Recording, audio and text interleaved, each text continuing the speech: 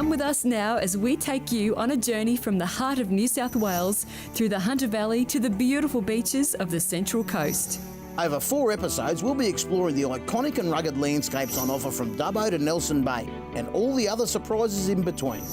So pack your bags and climb on board with us as we take you on the ultimate bush to beach adventure. It's time to see this land of wonder. It's time to go and see what's up down under.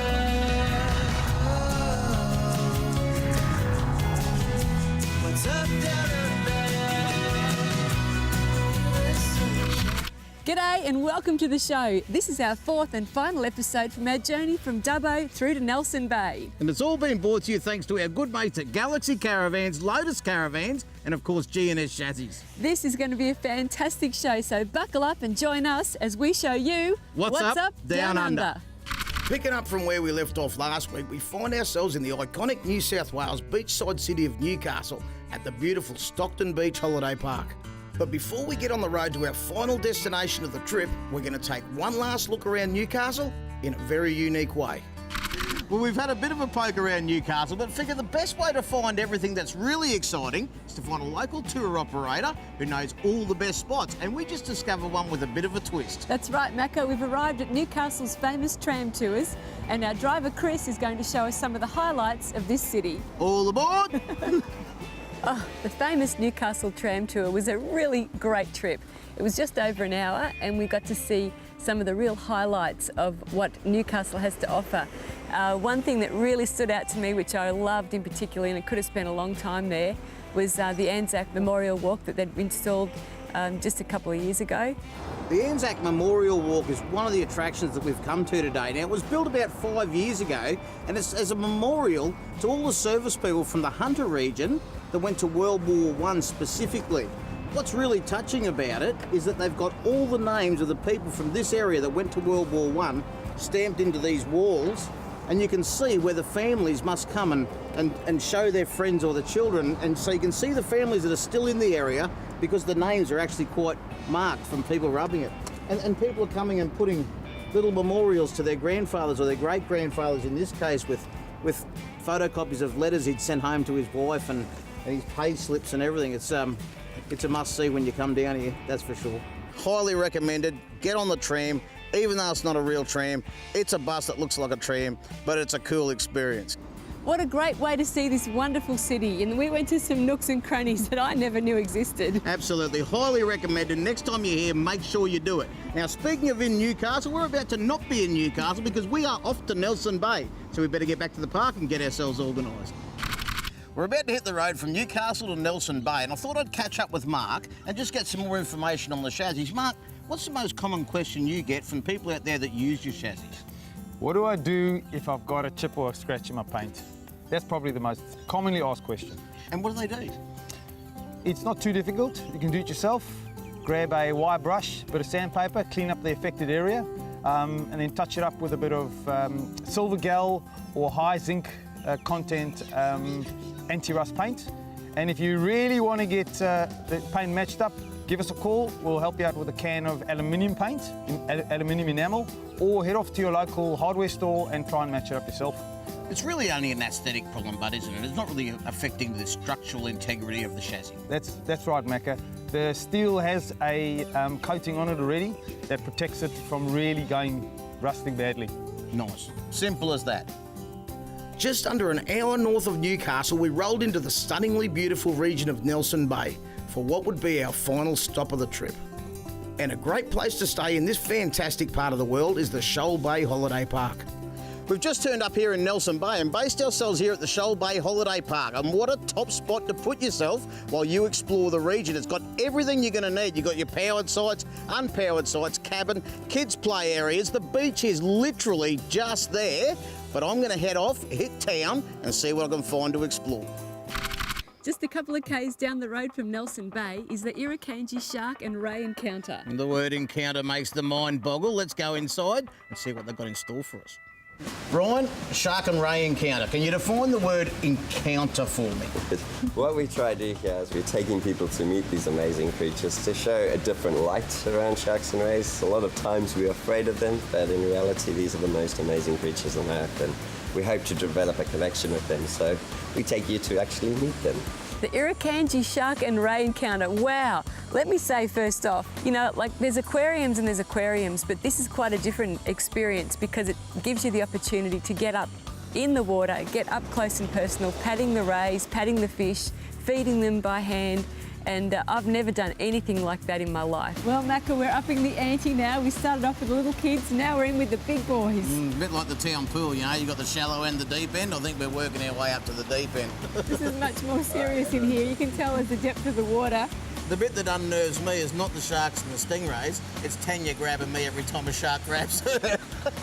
It's like if I'm going, you're coming too. And I think the most fun part of it is to hang the food all around Tanya while she's talking to you, and she has no idea that all the sharks are coming. So these sharks like tropical waters, so you can find them up around the Great Barrier Reef and throughout the warmer waters of the world.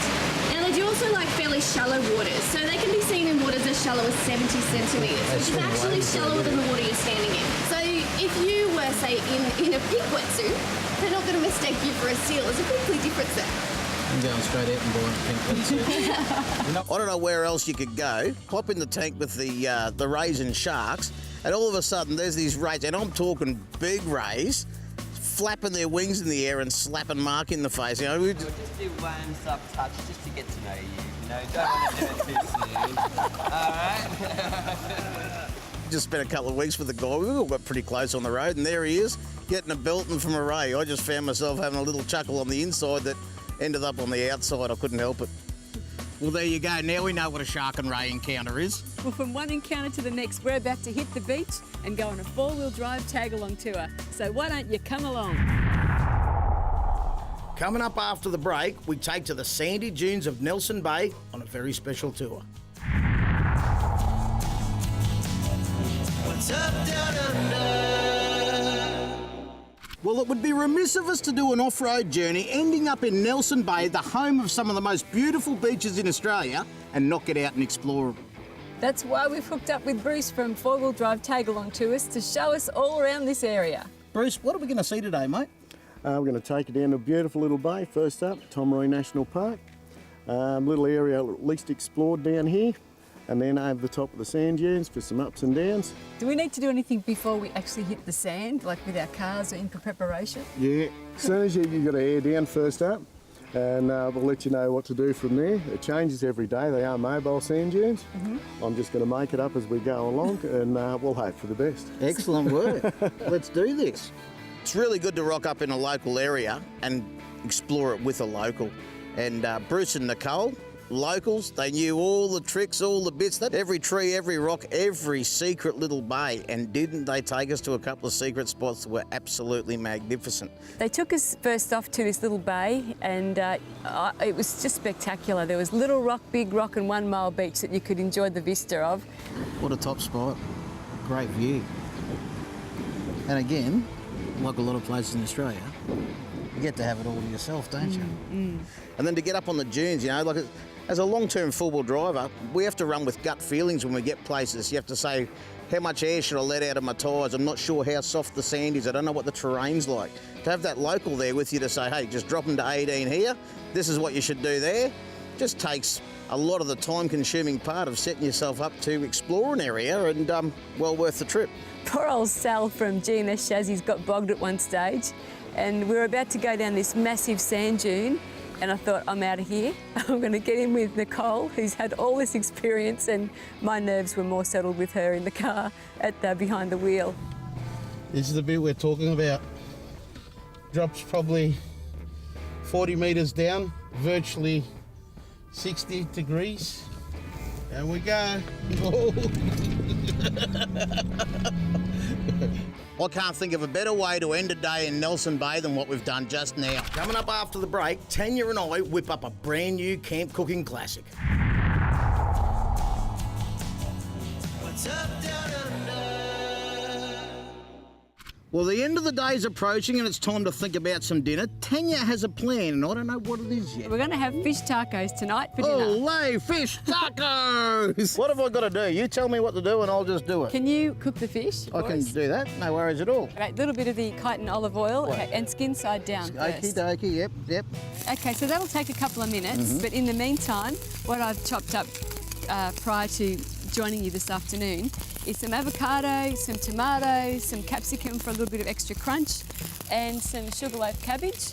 And this is some chili, sweet chili and lime dressing. And of course some coriander, which I love. Really, really beautiful. So what are you going to do? Have you got to cut that up already? Yeah, I'm going to chop this up a little bit, nice and fine. And then Okay. all you've got to do is brown these little fish, these tacos. Wait till they're a little bit bubbly.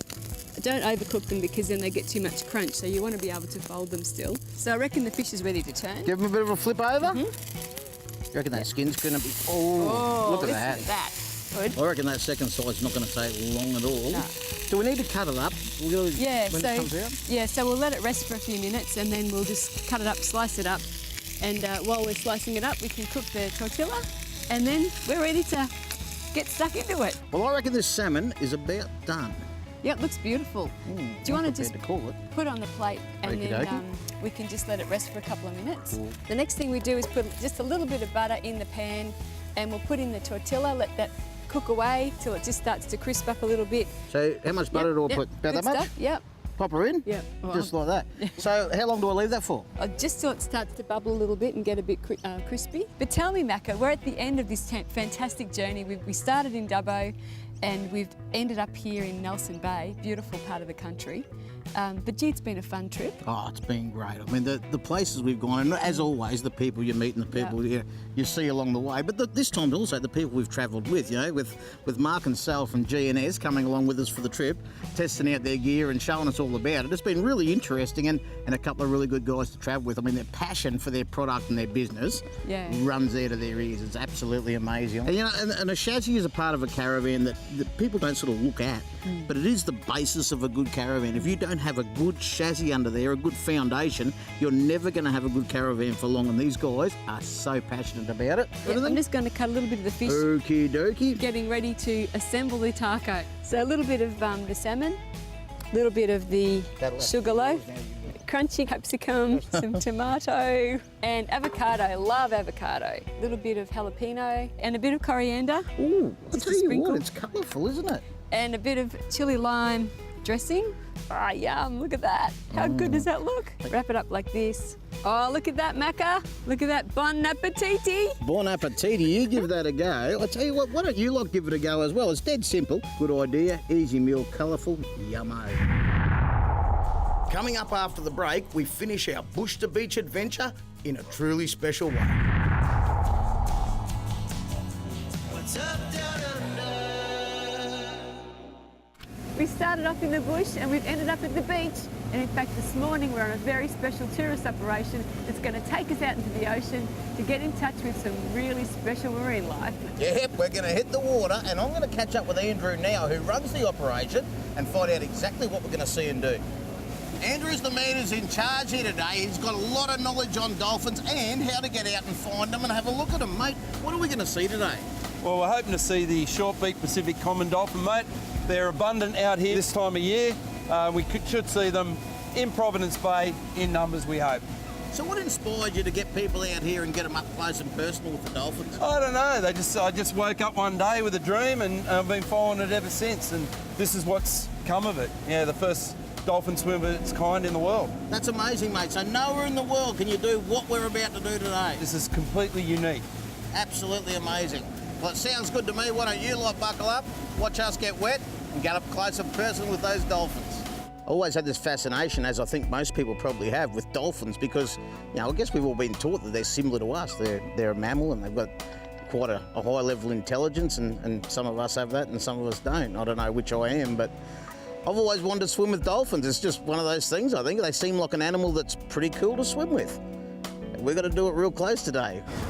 Well, this is what we came here for. We've just spotted the pod of dolphins. We're all piling into the net. We're tethered up. We've got all the advice we need and the experts with us. Let's go and talk to the dolphins.